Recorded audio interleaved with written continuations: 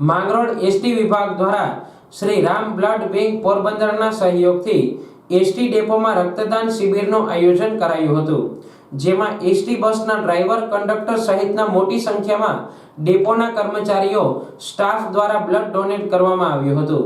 રક્તદાન કરવાથી લોકોના શરીરમાં ઘણા ફાયદા થાય, જેથી લોકોના જીવ પણ બચાવી શકાય, એટલે લોકોએ રક્તદાન કરવું જરૂરી છે.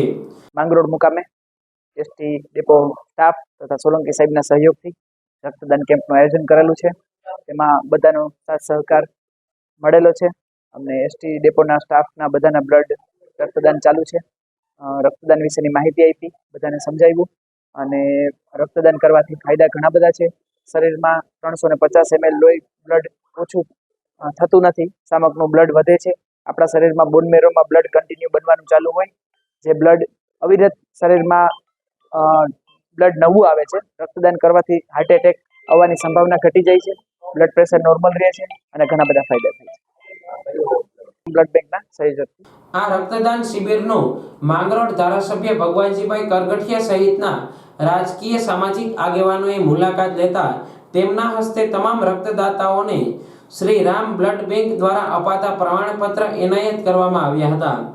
આ તકે ડેપો મેનેજર મુકેશભાઈ સોલંકી દ્વારા મુલાકાતે આવેલ મહાનુભાવોનું તેમજ સહયોગ આપનાર તમામ સ્ટાફનો આભાર વ્યક્ત કર્યો હતો.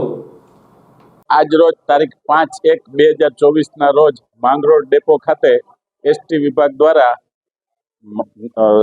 આ રક્તદાન શિબિરનું આયોજન કરવામાં આવેલ હતું, જેમાં એસટીના કર્મચારીઓ દ્વારા પણ રક્તદાન કરવામાં આવ્યું છે અને ગામના લોકો તેમજ ધારાસભ્ય શ્રી ભગવાનજીભાઈ કરગઠિયાએ પણ આ રક્તદાન કેમ્પની મુલાકાત લીધેલ છે અને વધુમાં વધુ લોકો આ રક્તદાન કેમ્પનો લાભ લઈ અને જે લોકોને બ્લડની જરૂરિયાત છે એને આપણે આડકતરી રીતે ઉપયોગી થઈ શકીએ એવું એક આયોજન કર્યું છે.